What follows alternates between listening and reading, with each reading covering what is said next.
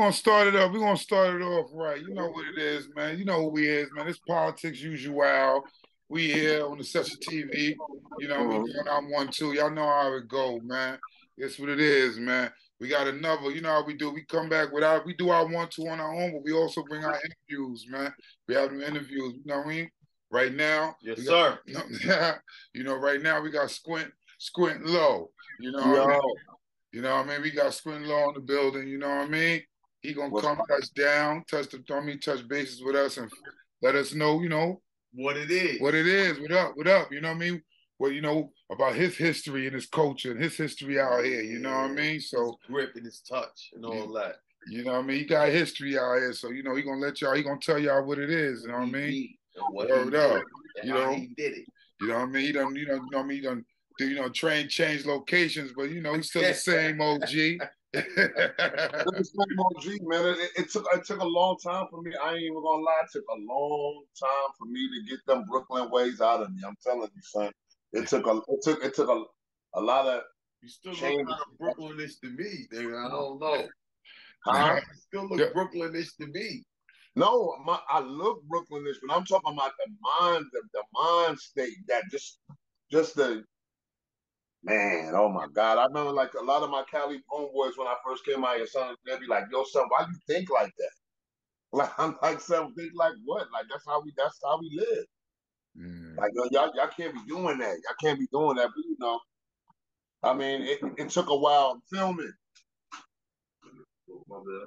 Yeah. Film me. Yeah. Film me. But yeah. But yo, we're gonna start, you know how we do, man. We started from the beginning, man. You know how it is, yo. So what blocks, man? Let them know what blocks you came up on, man. All right, so boom, because I forgot to say this. My first initial place, I'm really from Bed-Stuy. I'm from 570 Kosciuszko and Broadway. Wow. That's where Squint Lo was related. Betsy Head Blue, nigga. Yeah. That's not Betsy Head. I went from there to Wyckoff Gardens to 50. After that is when I started moving to the 90s, and when the story started, I moved. I lived on, which is popular now, was the GS9 block, 95th and Clarkson. I went to 219.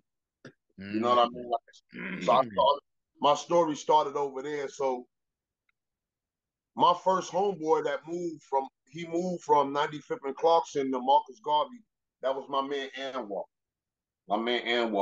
He moved over. That's kind of like when the story started of me knowing about Marcus Garvey, because I'm 49 now. Back then, when Thun moved there to Marcus Garvey, it was like early 80s. So we used to call them the new houses then. I didn't know a little too later that they was called Marcus. I'm like, oh, the new house. I thought son was moving up because he moved from 95th and Clarkson over to Marcus Garvey, which was fairly new. It was only like what I think like 10 years old or something. So they look real new then. It didn't look like they look like now. Yeah. Not that bad. Stop that. Don't say that about the Garvey. Yeah. So yo, when you was coming up over there, man, who you came up with? Who you was coming up with? All right, when I stayed up in the 90s, man, like I said, well, just to reiterate our last conversation, I'm Muslim, so I went to the mosque, which was on St. John's in Utica above the McDonald's. And it's really like 85, 86, before Lo was seen on the streets. Now, mind you, there was in Utica. Yeah, right there. Now, Mustafa, which a couple of the brothers named from living right there on the John, was a good friend of mine. Mustafa and Mahmoud, their father ran the mosque. So I seen a lot from being upstairs at the mosque, and they would be like, "You don't go downstairs," because it would be, I guess, what we would say now, original LoLifes down there, but they wasn't in Low. They was in CB, Pacific Trails, maybe Benetton, maybe Coca-Cola, Gucci sneakers.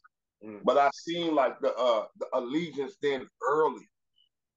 So I'm like, you know, there was no name to it or nothing. Then, you know, a couple of years later, I'm living on 96 and A and B across the street from Brookdale, as everybody knows. Right. And if you know that area, it's 96 and 98. After 98, you in Brownsville. So I lived 2 blocks from Brownsville for most of my life, like from 2nd grade all the way to the 6th grade. And then because of behavior, I couldn't go to my 11 with all the rest of my people from my block, and they sent me to 275. Man. I didn't have a soul there. I mean, nobody. Only a few people from my school went there, and I didn't really know nobody there. It was like a whole different lifestyle for me out there. You know, they was grimy. Cat tried to take my K-Swiss like the first 7 minutes of being on the schoolyard. Your cake, they try to take? Huh? They try to take your K-Swiss? His son tried to take my K-Swiss, a dusty dude, you know, obviously. You know, we would call him a bum nigga back then, but I'm saying he's probably a more or less unfortunate dude where his parents couldn't provide school clothes for him at the time. So he didn't have no clothes. So he like, yo, what size is them? And I had the fresh K-Swiss on. This 7th grade. I ain't even used the box cutter, none of that yet. And I was like, yo, I'm kind of scared, but I'm thinking more so about my mom's like, nigga, you let some nigga talk you out your sneakers? Like, so I fend that off, but it was a learning experience from me. But by me going to that school is where I started learning about Lo. But not then per se. My grandmother's from Prospect Plaza up on the hill. And she was a maid out in pardon me, the King's Plaza section.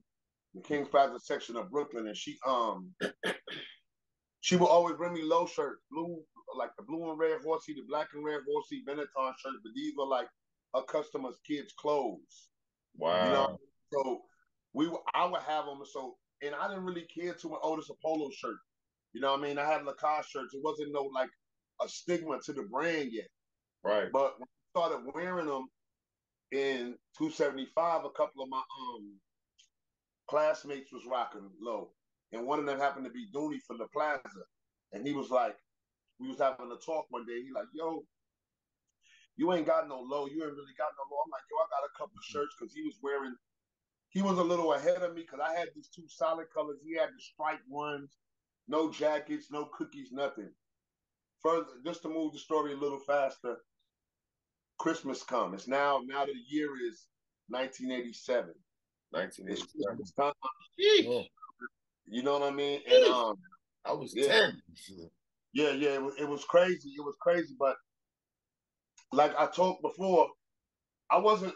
The Plaza Cats came back to school. Like we had the Christmas vacation, the winter break, and when we came back, I seen like 20 to 25 cats from the school and not from the school in uni gooses. Every color that's out now, like they had it there. The new goose that's out right now, the reversible joint, the white version when it was a uni. That's what my man, that was a uni goose, absolutely. That was my man Dooney had that, so that became my favorite goose. The reverse side. Now I'm gonna hit y'all with a crazy jewel. Now I tell y'all I'm Muslim, so we didn't get Christmas presents ever. My mother we didn't celebrate Christmas, nothing but them holidays, nothing pagan. Nothing. We had nothing to do with it. Right, but my mother was a fairly young mother, and she would always keep us fresh. So she be like, every winter, what kind of coat you want? The year before, I had the dark blue bubble V goose, the leather joint from the Lancey. I had that in like 5th grade, 6th grade. Now I'm in 7th grade.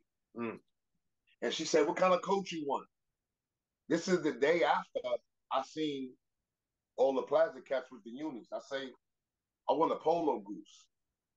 She said, why you want that? I said, man, that's what the kids in my school is wearing. She didn't question it or nothing. I didn't have to tell her where we had to go get it. She said, come on, we going to King's Plaza, like the next day. We go to King's Plaza, we go in the kids section. She looked for it. She said, which one you got? Like I said, the opposite color of that goose that is now, the red, blue, and yellow Lifesaver Uni goose was my first Lo goose ever. She bought me that, and I came back to school with them dudes. And they like, yo, like it changed my whole status in the school, like, cause they felt like I had enough. Crayola goose. Yeah, the Crayola joint. They're like, this nigga brolic enough. Mind you, I'm from the 90s. The 90s was a little bit, I'm not going to even front. There's a lot better than a couple of blocks away.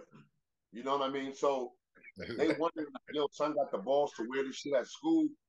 And I'm like, I'm with y'all, son. You in my class. And I'll tell you some funny shit about me having that goose. I did something strategic, very strategic. I bagged a girl from the plaza, not only because I liked her, but it was for protection. Because I don't know what the plaza is, though, Lo. What's the plaza? Okay, pardon me. I forgot. We're not just having a one-on-one conversation. The plaza is some projects that's behind. It's like 2 blocks from Mother Gaston and Rockaway, and it's behind 275, Junior High School 275. In front of 275 is the co-ops, but in back of it is the plaza.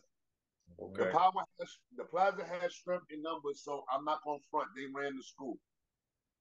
Anybody that you dealt with in the plaza, if you got into a problem with somebody in the plaza before school went out, it was a million plaza dudes in the back.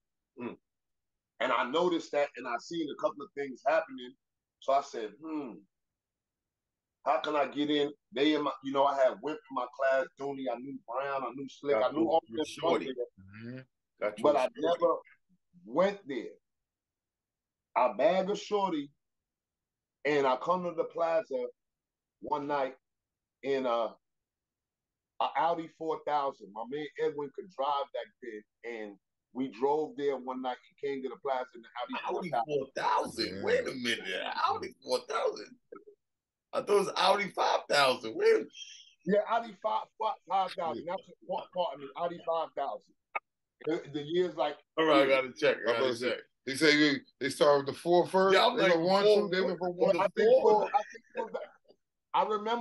I remember a term. I'm not sure. It goes back to Audi 4000. We go like, yo, son, I'm Audi 5000. Audi 5000. I'm Audi 5000. Yeah, I don't know about the 4000. I don't know about that. Yeah, I'm about to say that's Grandpa 1000. That's the Grandpa Audi. You know what I mean? So my man could drive, and he like, yo, where you want to go? He used to steal his mother car at night when they went to sleep. I'm like, let's go to the plaza. He like, word? All right, boom. So we go to the plaza, we pull around back. I see a couple of my mans, and they're like, what you doing here? And I'm like, yo, I come to see. I ain't even gonna put her on blast. But I'm like, I came to see. Matter of fact, Shorty had passed on, but I don't even want to speak on that. Anyway, I let them know I came to see the Shorty, and they revered me like, yo, son is a real dude for coming up here by himself like 9 o'clock at night. We, 13, 14? So when I did that, I got in with the Plaza niggas, and that's when I started really learning the ways of the low. Like the next year, I'm in 8th grade, and and Beck Live brother was in my class, Jarvis. So Jerv.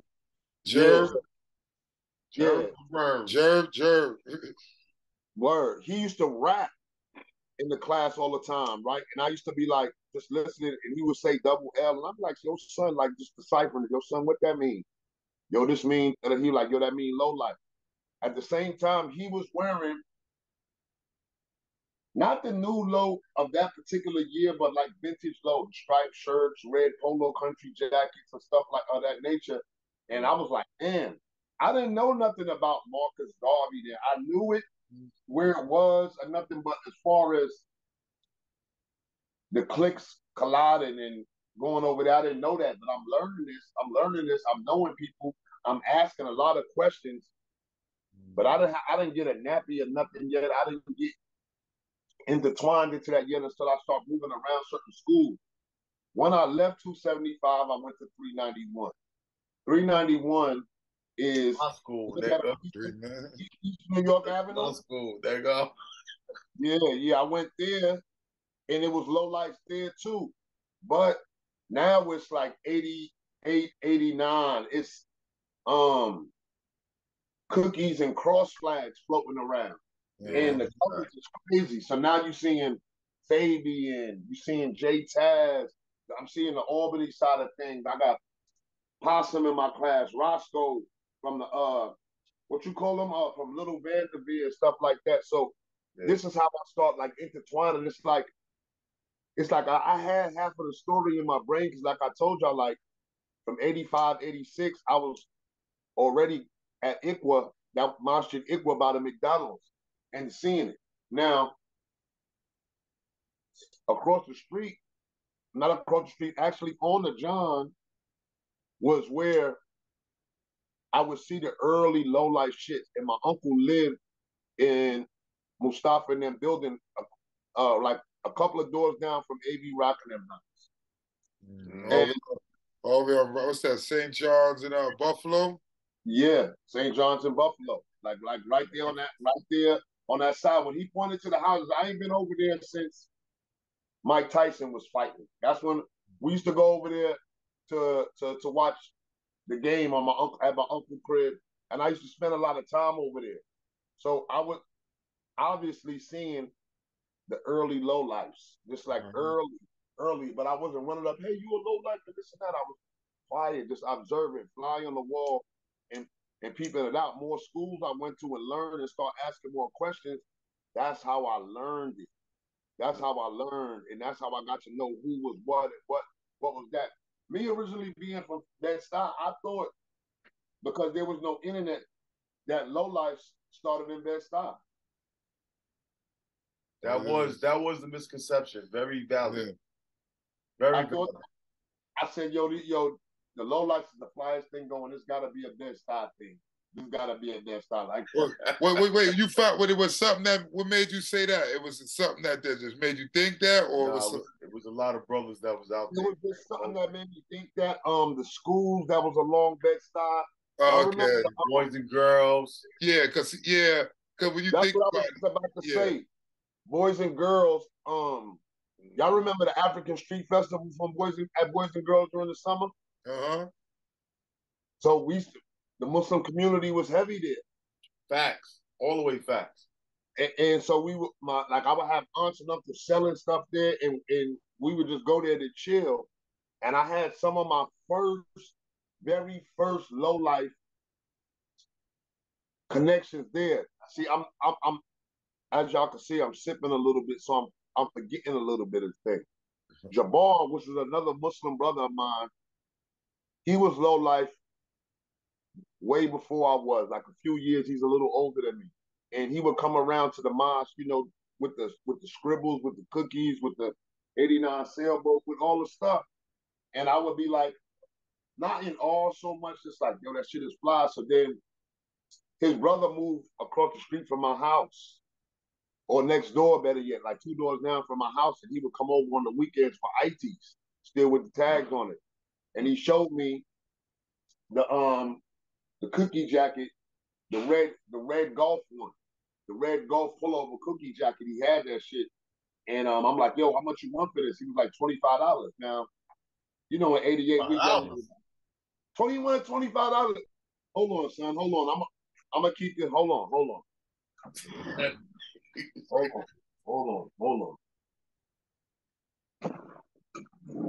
We're gonna pause for station identification. This is possible. Okay. For this ain't the same exact one. I copped this later on eBay, but for this was my first cookie joint, right? So when he told me it was $25, I done had to go. So my mother was like, you want that? And I'm like, yeah. She told the nigga, like, come back Friday. I get paid Friday, come back. So he come back, and I copped that, and I guess I had some dough on me, and I copped like a blue and yellow striped Porsche shirt from him. He was already low life. He was already going on BIs. He was giving me the lowdown on all the stories, on what to do, how to do. He taught me how to up the back in my bedroom. He said, all the way up the back to your neck. Huh? Up the back to your neck. Nah, I didn't know how to up the back through my neck. I don't know if I should be giving the low now, but I did know how to throw the 2-liter soda in that joint and get crazy. You throw it up the back. You know how it go, get, you know what I'm saying, quick. Yeah, then, you know, and it was each one teach one. Once he taught me that, I started teaching my mans. And then, and at the same time as he's selling me stuff, I'm like, son, take me to the John. He like, nah, son, I can't take you over there because, like, he knew my parents and I knew his parents. So, like, if I got bagged or something, it's gonna look bad. Remember, we Muslim, but we still getting it in, you know. And he like, nah. So one time he take me like to the city. He promised to take me out of town, but he didn't have the I guess money wasn't right to go out of town. And he like, yo, let's just go to the city. So he took me to the city, and we went light, man, light, man. We didn't go to Macy's or nothing. We was copping like Nordica shirts, couple of Gap. It wasn't nothing too crazy. It wasn't nothing to have me like, I gotta do this every day. So he take me home back on the train. He like, yo, save your dough, because I was ready to get on the bus and go everywhere. I had like, I think a little stipend job or something where I was getting like 120 a week. So I had a couple of dollars, and I was ready to go anywhere he wanted to go, but he was like, nah. And when we went to the city, he told me, that's when I heard the term first, don't go city slicking. What that means, son? He said, son, you get terminology and shit, huh? City slicking, huh? Go out there, huh? Go to the city, go do your 1-2. Yeah, he say, son, don't go to the city. don't go out there. I say, yo, I ain't gonna never go out there on my own. He told me about like different spots. He took me to Boston, Mass one time. I went with my other homeboys out to Secaucus, New Jersey, Franklin Mills, stuff like that. I would boost shit off of Flatbush. I would try to hit King Plaza, but I knew it was hot. I knew that the originals had that hot already. I'm like, if you think about schematically about routes, and you say, okay, King's Plaza is here. Of course, the Flatbush niggas, and to me personally, Flatbush, not in a weird way, was late to the boosting game. Like, they didn't get it as fast as Brownsville and Crown Heights. It was a little later over there. Like, somebody told me the story.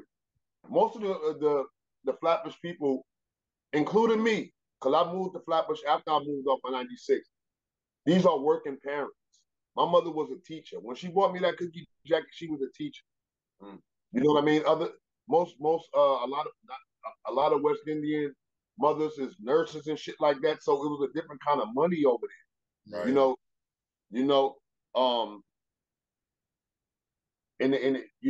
Bed-Stuy, Brownsville, it's a lot more projects and stuff like that, and it's a lot more where people have to deal with different.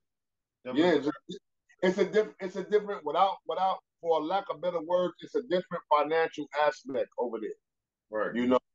And I remember asking my mother in 275 when the niggas had the uni jackets, I said, Mom, I don't understand. We live good. Like, we lived in a 1, 2, 3, 4, 5, a 6-apartment building on 96. And I'm like, yo, these dudes live in the projects. Why they had everything fresh first? Everything. The first dude I seen in Tommy Hilfiger was my man, my homeboy man, who was from Marcus Garvey. He came back with the for 8th grade year for 87, late 88, late 87.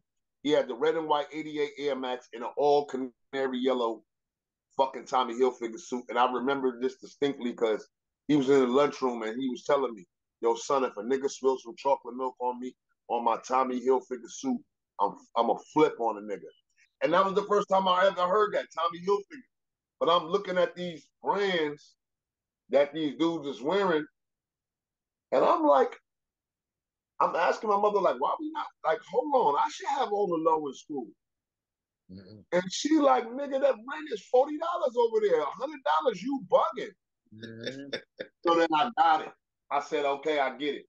Now my next question, okay, how y'all getting it? So I asked my man Corey in 275, I said, yo, Corey, he had Gucci sneakers and the sweatsuit at the time. And we in junior high. And I say, son. Now, mind you, y'all both remember when they used to have across the street from where the Brooklyn, right on the corner, right there on Fulton Street, across the street from where Brooklyn is, used to be a little sneaker store on the corner. Chinese dude ran it. They had the low kicks, the low mocks, and they had Gucci sneakers in there. They was like 120 back then. Fulton in what? You talking about Fulton in what? Fulton and where the movie theater, where the downtown Brooklyn. Downtown Brooklyn, where the Brooklyn store is, where the movie theater used to be. It was right next to it. Yeah, but right on the corner. Yeah. Right on the corner, right there. Sports. Mr. Sports. You talking about Mr. Sports? I can't remember the name of it, but I just know that they had the loot. They had the Gucci kicks, the low mocks, the original low sneakers. You know, a lot of shit like that. And I remember, like, I'll be like, yo, how much is the Gucci kicks? 120. That seemed like a Gucci kicks. Them shits was that fake. Was 120. It was fake. That was 120. He's talking about. I don't know, but I think even back then. I don't think Gucci kicks was 120 back then in '86. I might have been wrong, but I know I paid for my low mocks downtown Brooklyn. They was like 120. They was 120. Exactly. Yeah, that's the point. It was fake. Or from the Fulton, not the Fulton Flea shit, but across the street.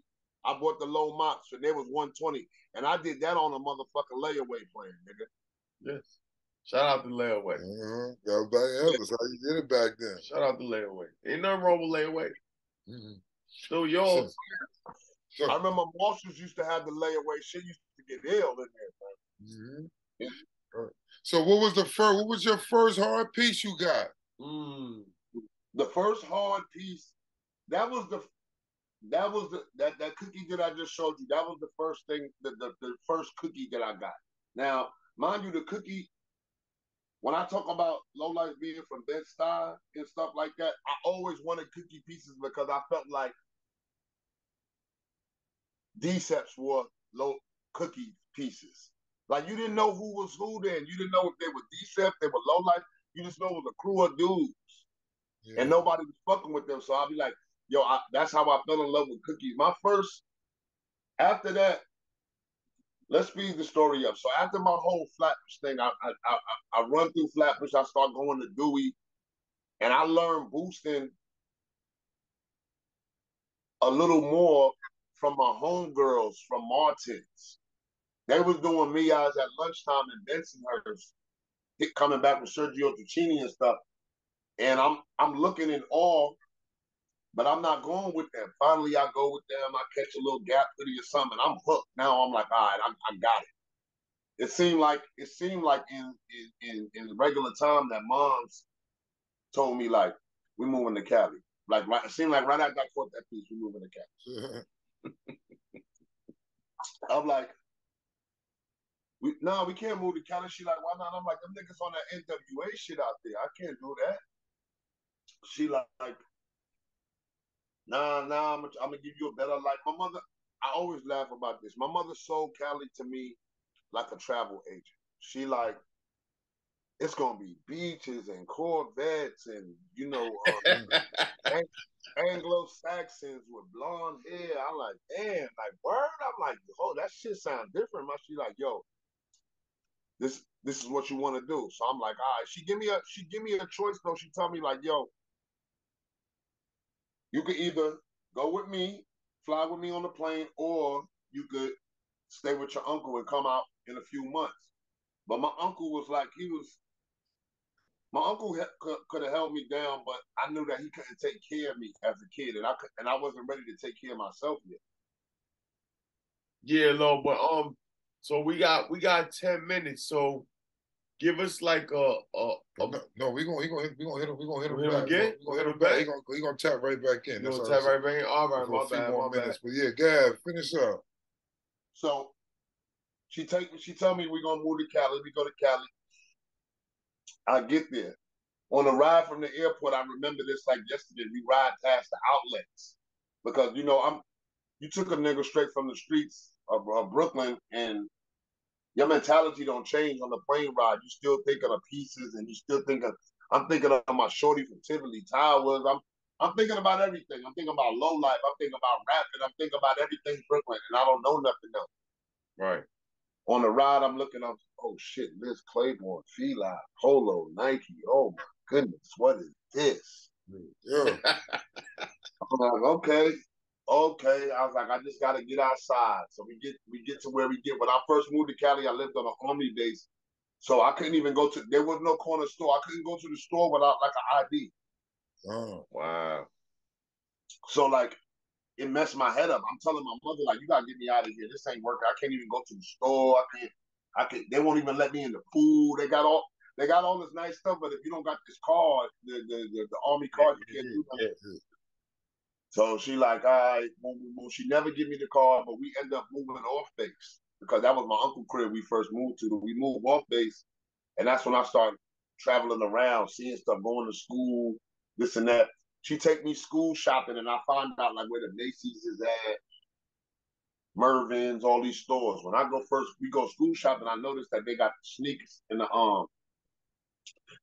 the sneakers is in the box. 2 sneakers at one time. You can walk up to it. That's cool. Try it on. That's cool right there. And I'm like, I'm trying to be, respectful. My mother's a Muslim lady. She knows that I be boosting, but I ain't never did that shit with her, and I would never. So she, I just see the shit, and I'm like, I'm mapping it out, like putting when you put the tack in the fucking the map, bam, bam, bam. I'm They sweet. You remembering, yeah. I remember I learned the bus routes, and then from going to school, I had a man named Antonio. Son called me. He asked me what I was into. Some was doing like B&Es. He was from down south, and he'll break into a store or something and take the petty cash and shit. I wasn't into that. I always been strategic when it came to crime as a youngster, because not saying that I couldn't do the time. I didn't want to do no fucking time. I just was like, nah, I ain't doing no time. I'm not doing no time for no mistakes that I made. So I was strategic. I never stole no car. Never did. I've done some crazy shit, but I ain't. Hey, I just had to be strategic with it. So my man, he called me one day. He said, "Yo, pick up the yellow pages." I said, "For what, son?" He said, "Look at pick it up. Grab the page 637." I say, "All right, boom." I look at the page 637. Page 637 got the Polo Ralph Lauren. It's the mansion. And it got the symbol at the bottom of the page. And it's like about 10, 20 miles, not even 20 miles, about 10 miles away from us. Mm-hmm. And he like, no, it's out there. So in traditional LoLife form, we got on this bus ride, rode out. It's in Carmel, California. That's like where they play golf at Pebble Beach. Oh. That's where we was at. Oh, right. So we go out there to the Low Mansion. There's not a tag on nothing. And I mean, not a buzzer. Talk about that shit. We was just talking about that.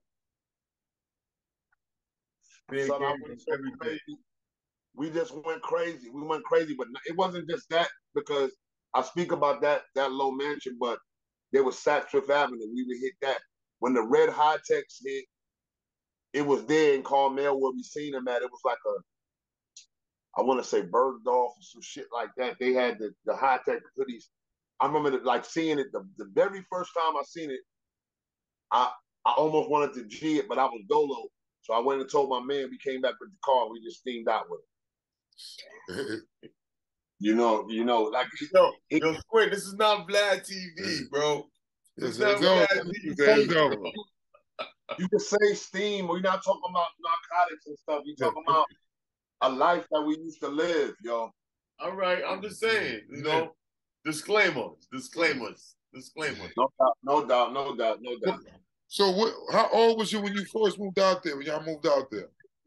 When I moved out there, I was like 17.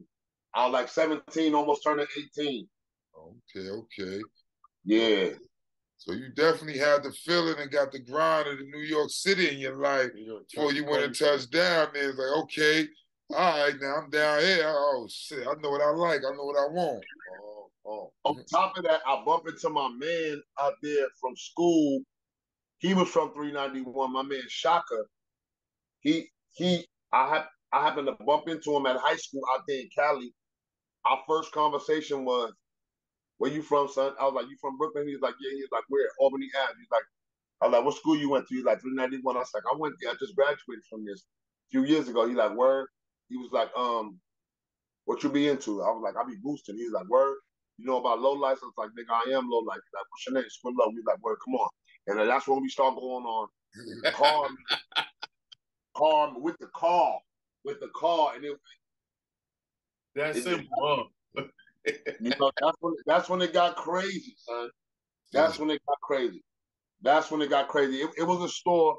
I'm gonna give y'all a jewel because I really forgot this. It was a store out there called Put On that I seen. Like I don't know how it ended up there, but it was a store that sold like Guess and all kind of stuff. And I peeped it. I might have went there with a shorty one time, and I was like, "Yo, we got to come back here." Mind you, it's across the street from the police station out there, but it's a little small police station. It ain't like Central Book and nothing crazy. Right. I tell my mans about this spot, like, "Yo, they got the Guest jumpers and da-da-da-da there. We need to go there." We in the car. We go there. We walk in and try to do the regular up the back. It ain't popping. We go back to the car, like, "What we gonna do?" I'm like, "Yo, I'm out to steam it." And my man Shaka knew what I was talking about. My other man that was with us, he was like, "What that mean?" I was like, "That mean I'm about to go in and, blah, blah, blah." He say, "Nah, son, you shouldn't do that, man. That's crazy." I'm like, "Son, stay here. I'll be back." Get in the driver's seat. Right. We go in. The ladies is stocking, and one lady up on the ladder. And I remember I go over to the Guest jumpers, the black Guest farmers, a couple of Guest jackets, and just blah, da, da, da, da, da, da, and run out. When we get back to the car and we driving away, I'm thinking to myself, I never told these dudes that the police station was across the street. But I know that's the certain grimy aspect of Brooklyn that I told you that it took a while to get out of my system. So I ain't tell, and you know it. You know it. It's just I ain't telling. You identified it with that. Like, damn, I ain't tell them niggas, yo. I'm foul. But that's the same thing. Like I asked my man Shaka, I say, "Son, is my back bulging when I up the back 6-7 shirts? I'm bulging? Nah, son." Then I get to the car, walk up to the car and see through the window. I say, "Son, you out of pocket. You got me looking like a Ninja Turtle out here." Word up. Don't even know. Overtaking the nappy. It's super bulging. Like nappy on the top of the top of your shoulders, nigga. Yeah. I'm looking like the hunchback of Notre Dame. Absolutely. Oh man. Yeah. Whoa. Yeah, man. So how long you been out there so far? Man, okay, so when I've been out here probably like 25, almost 30 years. Now, when I first came out, I came out in 91, but then I moved back to Brooklyn by 93. So I moved back to Brooklyn in 93, and I stayed in Brooklyn from 93 to 95. Cause you got photos of the LoLife barbecue too. You know that, right? That was 2010 though. And you wasn't RLPC yet then, right? Nah, that was when I just was meeting certain brothers face to face, like everybody actually. Everybody that I have been talking to on Show Your Low, like Show Your Low, everybody that I had met on Show Your Low prior to that, like maybe a couple of years prior to that. Right. You know what I mean? Those were the dudes that I met, like Classic, Luesco. I met Wiggs for the first time there, you know, him being the dude that put up Show Your Low. I met him there. You know what? I'm gonna be honest with you, man. Like I ran into a lot of the dudes from mostly the whole crew from RLPC. Give me that Wiggs vibe. We look like Wiggs. No, because they got history. Yeah, a little bit of history. You know what I'm saying? But shout out Wiggs, man. Wiggs, Wigs made it possible. We probably wouldn't be talking now if it wasn't for Wiggs Plateau, Show Your Love. So let me give it up to Wiggs Wellington, man. That's the my Renaissance. guy. The Renaissance. The Renaissance. That's where I'm like, oh, they got pieces. Like my man Jay Taz called me from Brooklyn. He said, yo, son, I want you to look up this site called Show Your Love. I'm like, as you see, I'm not super computer savvy. I'm like, what are you talking about, son? He's like, nah, son, go www. I'm like, all right, boom. I go on there. He tell me he like, it's a lot of people from our school that went on there, that's on there, and there's a lot of your low life people, and they selling pieces and stuff on there. That's so I go on. And that's the premise before eBay. Yeah. That's before eBay hit. So I go on there. You know, I started talking to a couple of cats, and it took me a while to do a deal because I didn't trust nobody. It's Brooklyn. This Brooklyn. Ain't no motherfucking way in hell you gonna tell me you gonna send me something by mail. I'm gonna send you something by mail. How do I know you went to the mailbox? Yo, man. I know you went to the mailbox. Yo, Squint. Look how long it took me to send you that bread for that goose, nigga. Yo, that's why dudes went to eBay on y'all. Talking about, yo, I'm taking forever. Oh, no, I want my money back. You know what? Days like, yo, Lo, you gonna send that bread? You gonna send that bread? I'm gonna tell you something about eBay, not to even cut the subject, but yeah, few years prior, because the whole time, even when I got to Cali, I was rhyming. I always been rhyming. You know what I mean? Like trying to get into the music business. So I didn't get into it professionally until the year 2000 when I got a deal, and I did it out in Cali. So when I did it, after I did it, so now the year's like 2006 or 7, and I got an independent deal with the hieroglyphics, the Souls and Mistress dudes. This is how we chill from 93 till. They got a building in Oakland, and I was signed to them for probably 5 or 6 years for distribution. And in this building, they had a book, and they had independent rappers and producers. It was like an underground book because pre-internet book type of book. It was like a small little paperback book, and they had numbers in it. One of the numbers in there was Thurston Howell III. Of course. In this book. So I'm like, at the same time, we on Show Your Love, blah, blah, blah, seeing all this is all. So one day I was like, I'm gonna call son. So I called son. I don't think he answered the first time. I called him. He didn't answer the second time. I think he texted me and was like, he was filming a movie or something. Then he called me, and I was like, yo, what up? He was asking me who I was. I let him know who I was. And this is how crazy the internet, how good the internet and how bad the internet. Now I'm asking the general. I say, yo, this is Squint Lo, blah, blah, blah, from Brooklyn, da, da, da, da. We talking like, he like, oh, word, da, da, da. I say, son, what's your low life name? Son, like, tell me. I asked Thirst, like, yo, son, what's your low life name? Because I don't know Thurston Howell III. Right.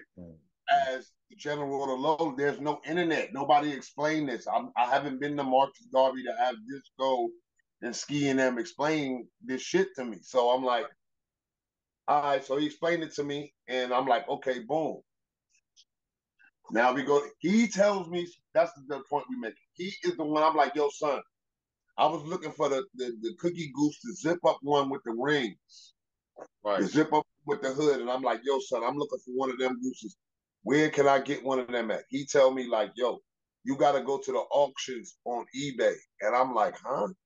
Remind you, this is the same uncomputer savvy Squint Lo that y'all talking to. So I'm like, what?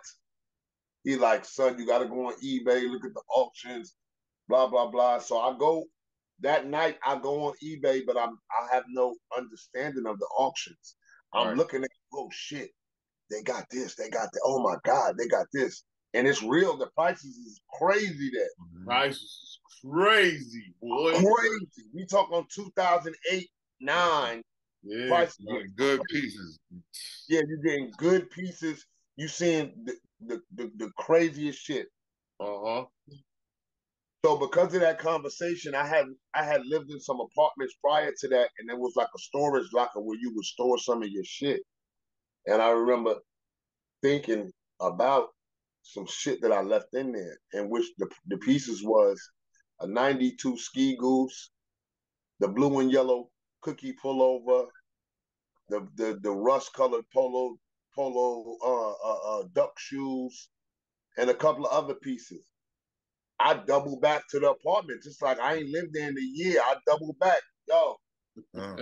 I never got my shit out that locker. You got that shit in there? He like, go, nigga.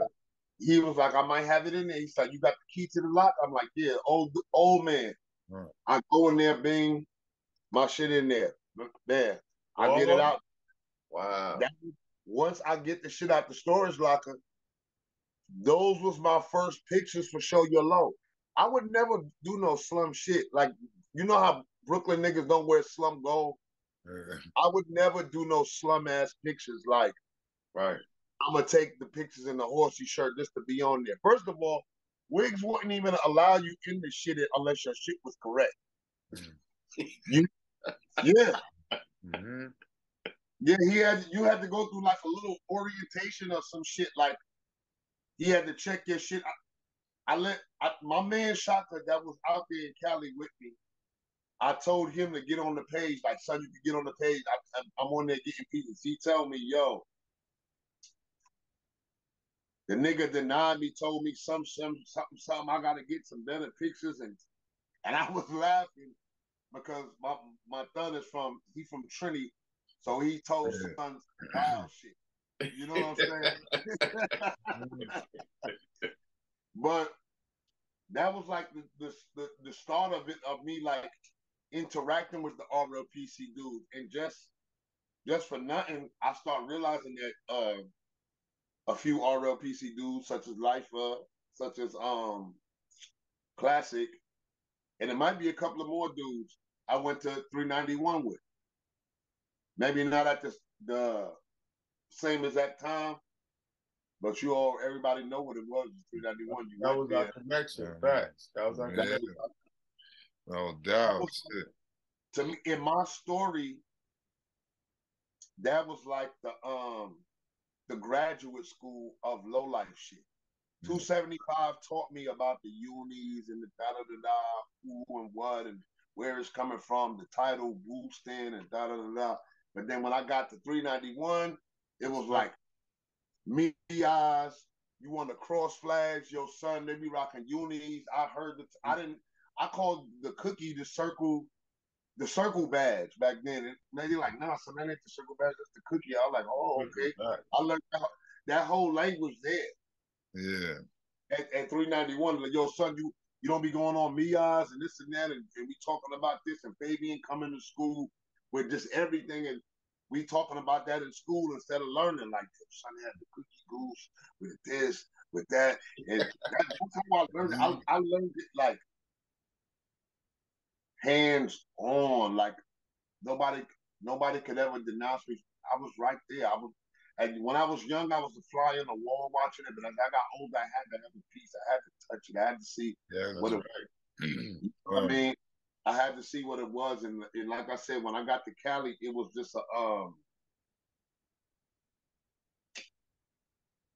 just a resurgence of it. When I got there, I'm like, this is what I know my man Shotgun was doing when we was young until like 93. Like I said, I moved back to Brooklyn in 93 and I was rhyming.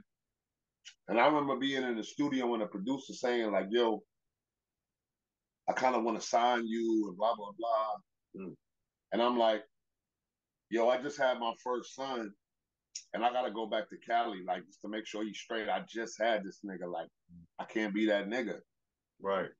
So I was like, I got you. I'm going to call you in a couple of months and I'm going to be back. And he was like, all right. So I go back to Cali, make sure my son is cool. By then, a couple of years later, my BM ended up moving to Atlanta, which is closer to New York. So I moved back to New York. You know what I mean? I moved back out there and was doing my rap thing. Now, this is another jewel. In 95, when I moved, that same producer, in 93, when I left, and then I came back a little bit before 95, he said, yo, you know, there's no text, and he would call me, yo, I'm gonna send you a ticket, I'm gonna send you a ticket, I'm gonna send you a ticket, I'm based on your raps. And I'm like, yeah, this should sound good. At the time I'm in college. So I ain't even boosting no more. Yeah. I'm not boosting no more. I'm just in college. And I'm like, I got low, but me eyes and all that, I got a kid. I'm like, long story short, so because I know we might have a different generation watching this, I got bagged for boosting out there.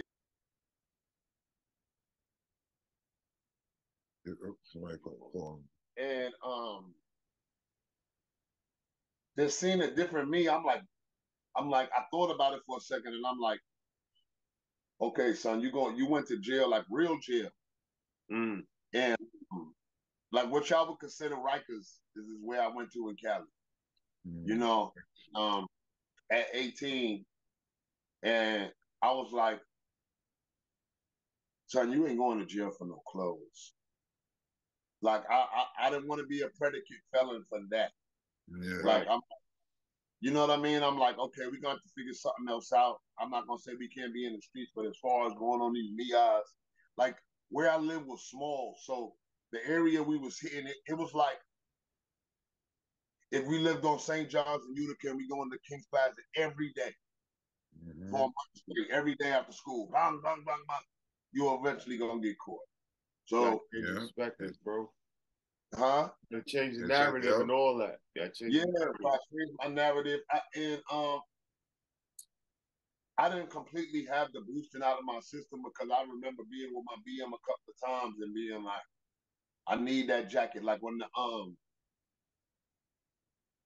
92, the stadium jacket, the pullover came out, I tried to G that like 2 or 3 times. And it just wasn't meant for me. The last time I put it in your pocket. What happened? You missed the memo? Huh? What you say? What you had to do is ball it up and put it in your pocket. Like this. Nah, not the stadium jacket. Yeah, the pullover.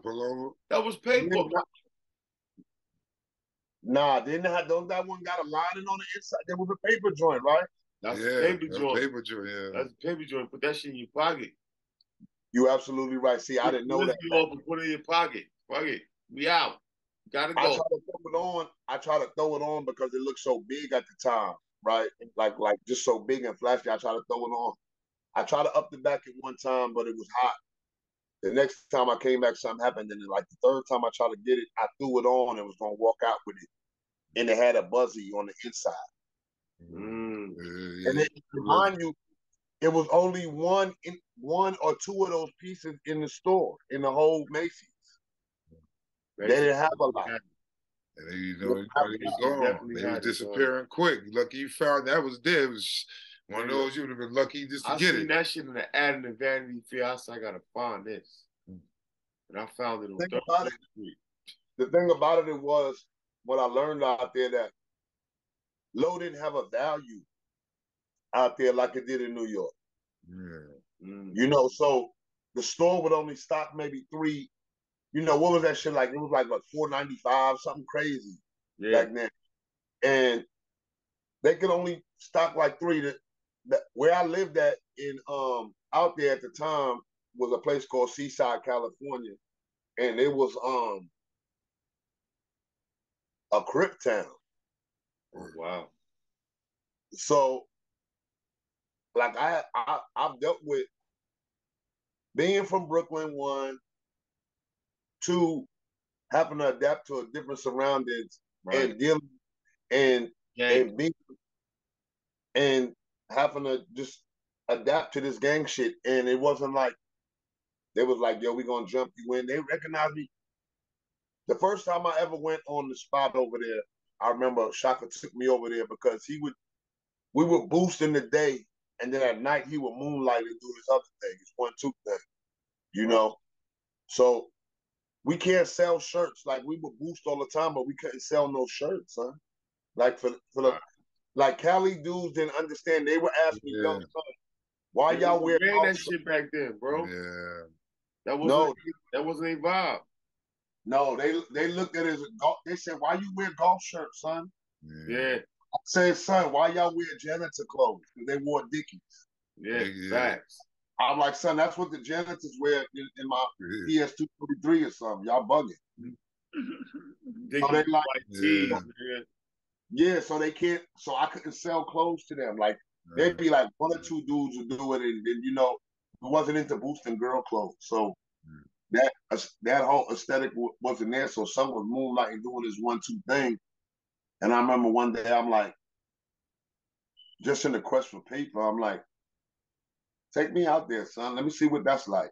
And he take me out there.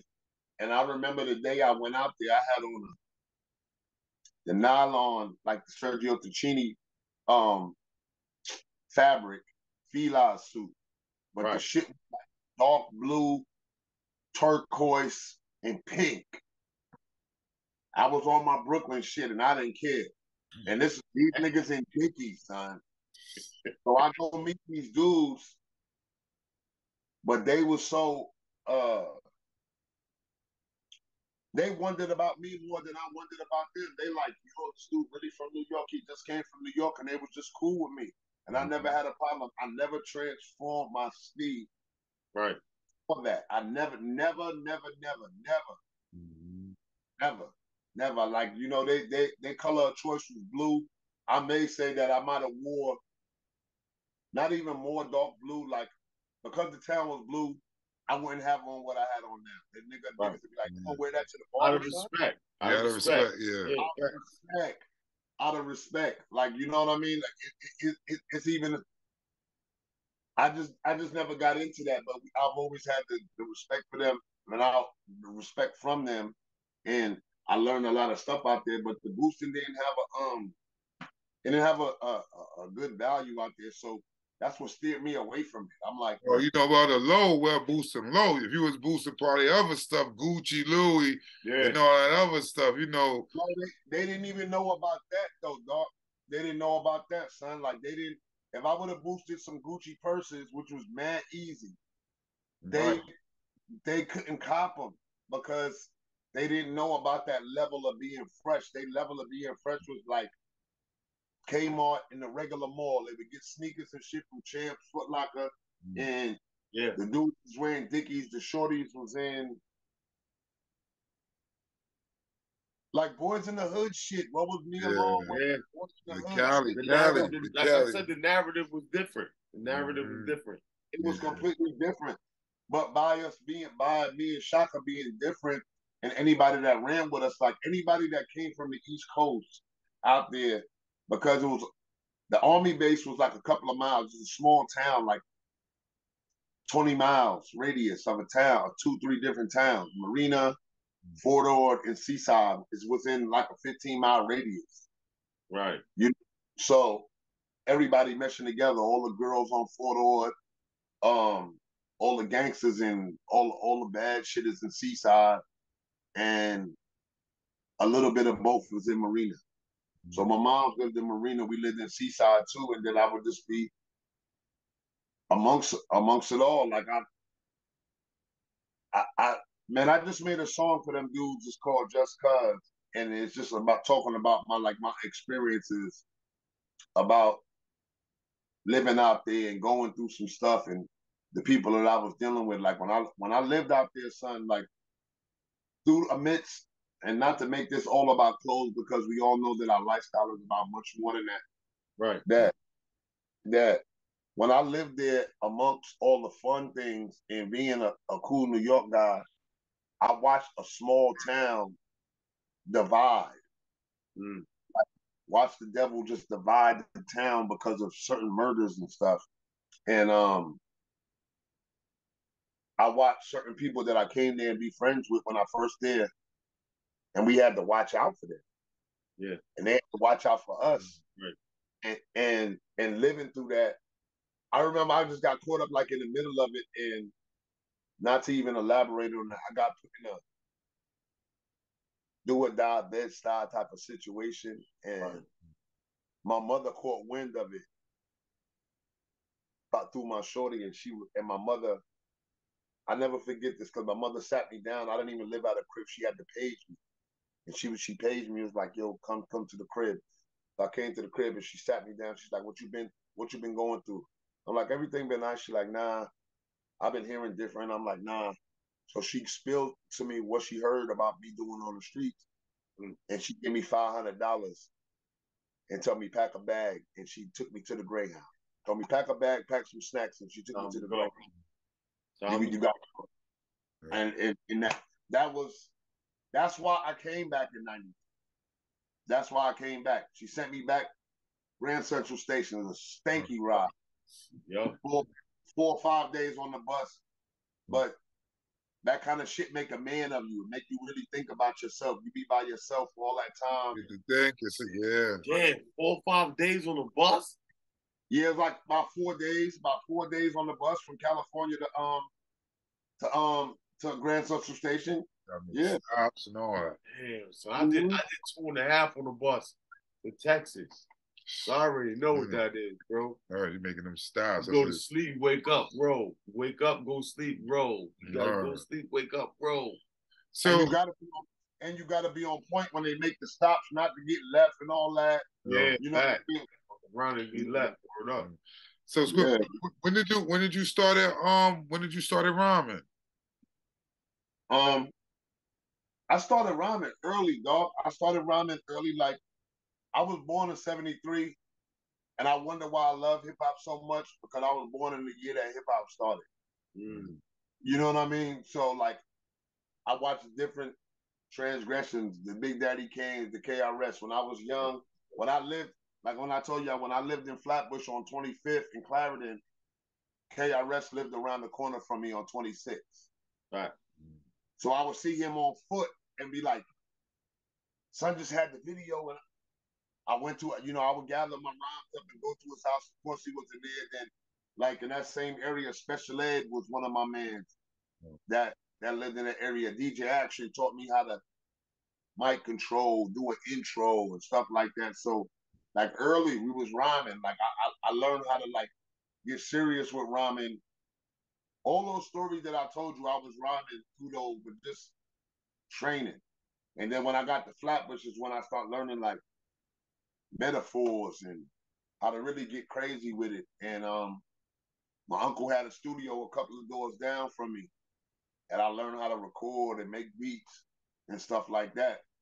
So that's just when the rhyming came along. When I around those times, and when my boy Gary is the one that flew me back out, and he put me.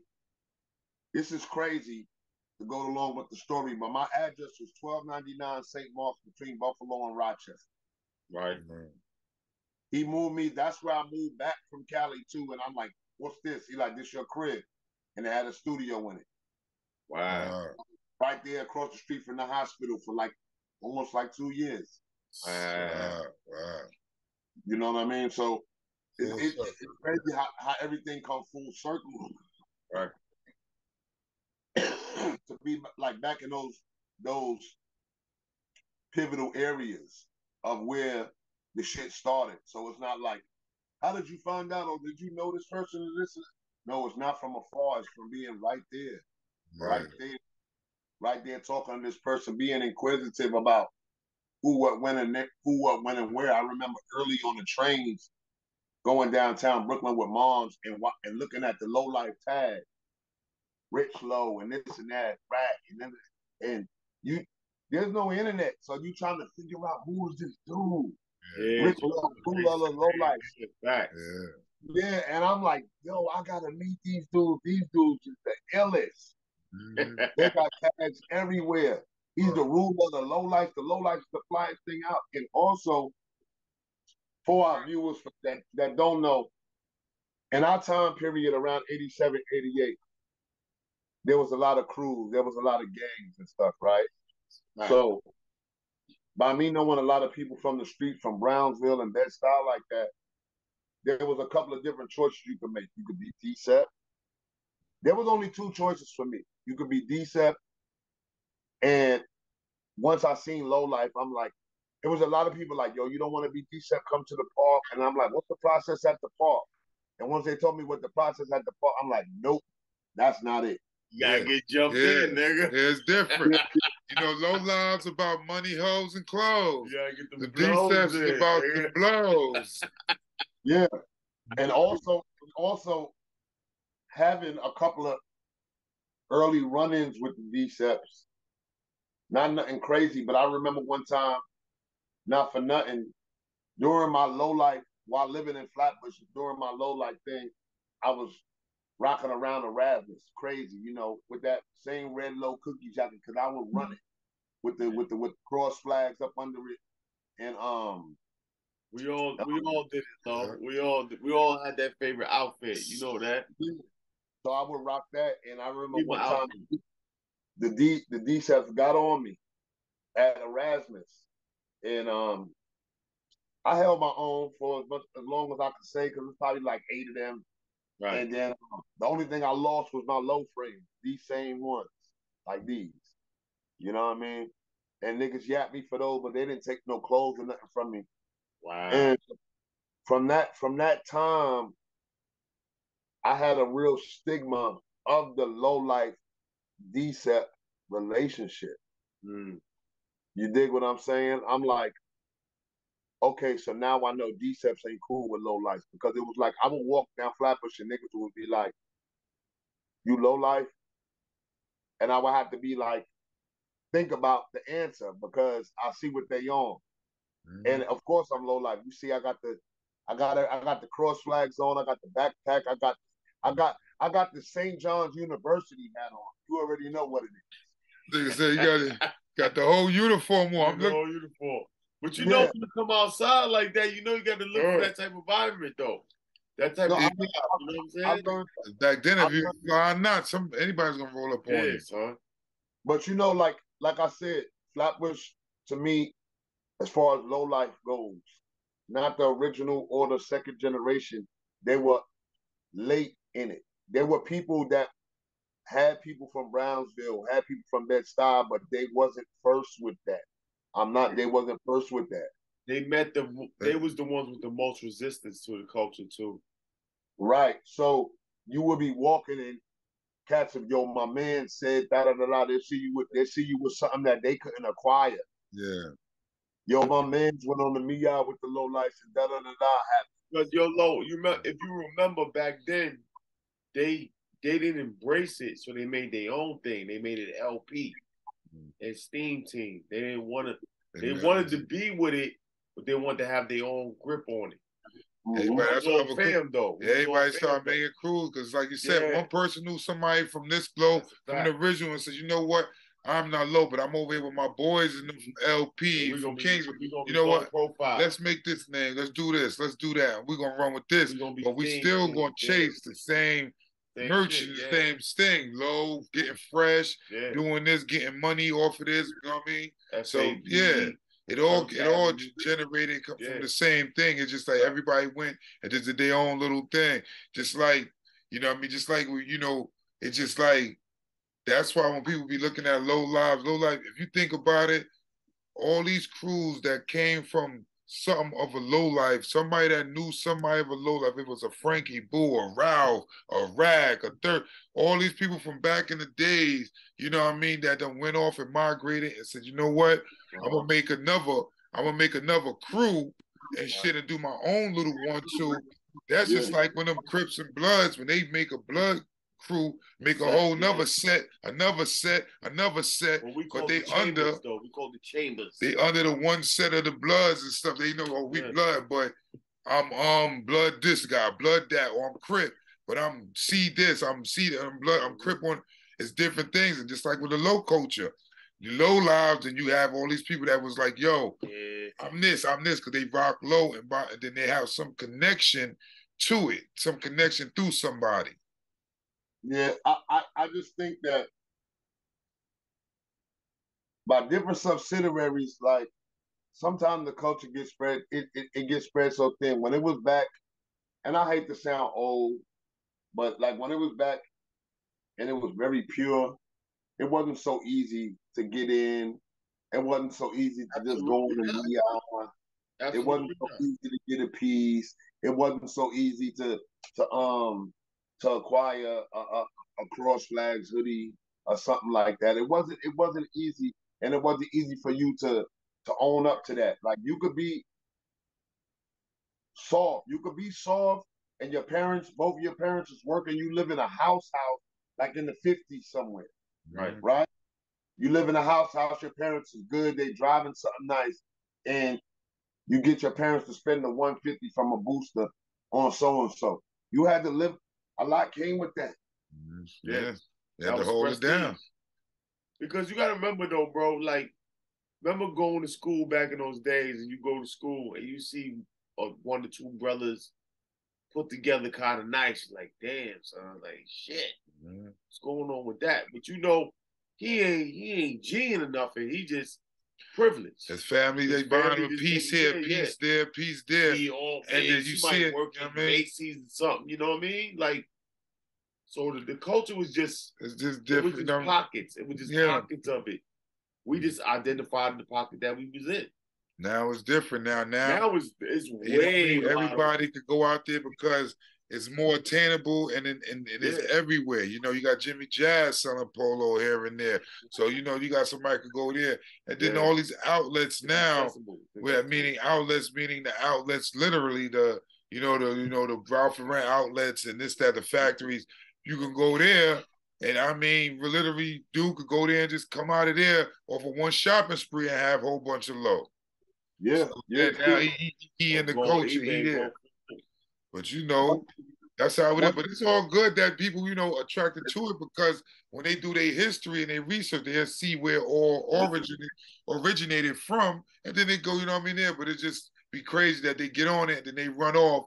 You see some people that just run off and start doing things saying, I'm a low this, I'm the horse master, I'm this. You be like, the horse master? That's what you're saying. The horse master. See, that, man, this I don't know, man. Like in this day and age, even in our polo culture now, you know, we may talk on the phone off the air about like the new low goose or whatever. Right. But we also talk about mortgages and shit like that. Yeah, gotta talk about life. You know what I mean? It's clothes and stuff.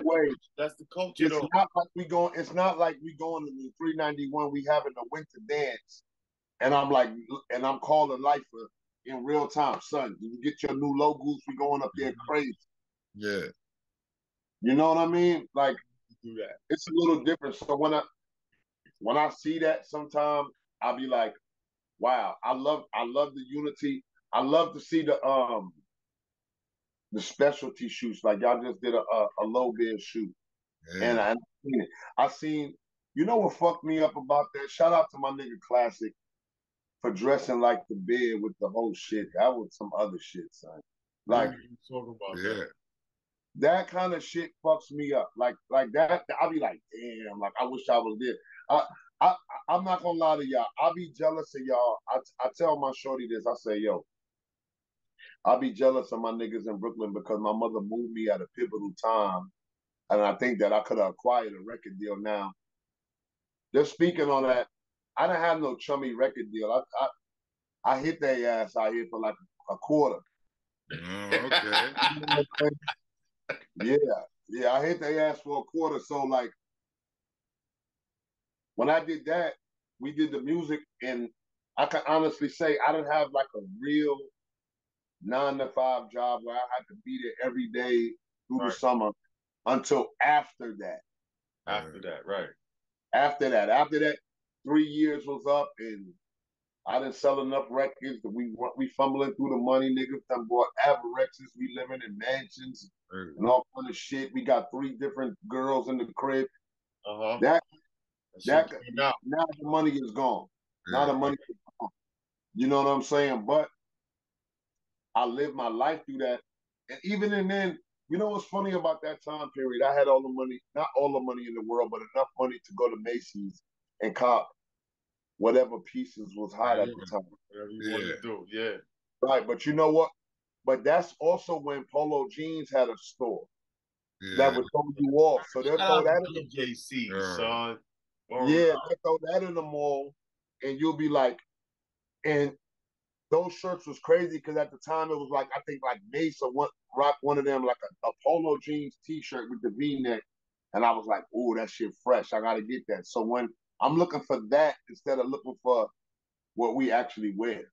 Yeah. Polo jeans came at one time, and it took dudes away from the real low, and he was still dropping pieces, and only the ones that kept. Yeah.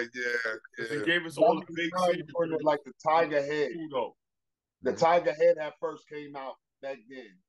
I remember seeing like the basketball warm up sweatsuits with like the Tiger Head on it, and I'm like, I'm like, what's that? You know, like I'm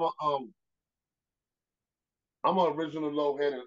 Just to speak of that, like since we on the show, I want to show y'all like a couple of joints that they're like, because I know you asked me before, was like, what's some of my favorite pieces? And I said, just quick, like 89 sailboat. But if any pieces that take me back that made me want it before I even had it, I'm gonna show y'all a couple like this. Let me see. Let's see real quick. Oh, you ready? Okay. This. All right. Yeah, USA. Yeah, all right. Okay. I would see this, and this is the old one. This ain't nothing new. Yeah. That's the original. Matter of fact, Stem had to hit this because it was dusty when I bought that's on the hanger though, Lo. Why you got on the hanger though? You gotta fold that up. You stretch the neck out. You know what's crazy? I just had this on the hanger and I folded it halfway. Yeah. You know what? I'm off point. I'm bugging. I just rearranged the closet. Yeah. You know, let's see it. No, what else you got? Don't lose the vibe, though. What else you got? All right, boom. Now this.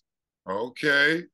Like back in the days, my OG. That's a retro, Lo. That's a retro. That's a retro. Right? But I wanted the original to this. Yeah. Oh, okay.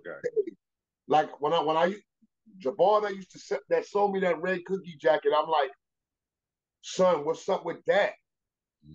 But he had told me, this is what he told me. He told me that he got into a fight with the Decepts and it had hella like razor shit on it. Yeah. It turned it white.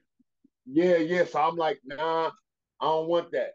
Now, this is really my joint. Okay. That's the only. This, you know what I mean? That's the original sailboat. Okay. This is the original sailboat. Yeah. The original sailboat. No doubt. That's why you want my sweatshirt. That's why you want my sweatshirt. Yeah, my same OG Jabbar, J-Lo, had this, and I was trying to get that. When he would boost, he would always boost and double. So him and his Wiz would have the same shit. So he'll come to the Mars function with this, and his Wiz got this. Nice. You know, as he got older and had a seed, he like, son, he started selling stuff to me, but I always requested that jacket, but I never got to get it. Right. So then years and years later, I get on the internet through, I think it was like Jesus Creslow or something. That might have been son.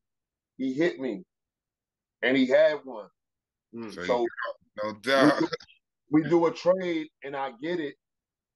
I forget what I think I traded him like the cashmere. I remember it was the cashmere big horsey turtleneck joint, sweater, and the polo athletic hoodie, and the t-shirt. Wow. That's classic right there. That's a big deal right there. Big deal. Yo, this is we about to do our 1-2, man. Yo, Squint, yo, it was good. It was good. Yo, It was good. Squint. Good hollering at you, baby.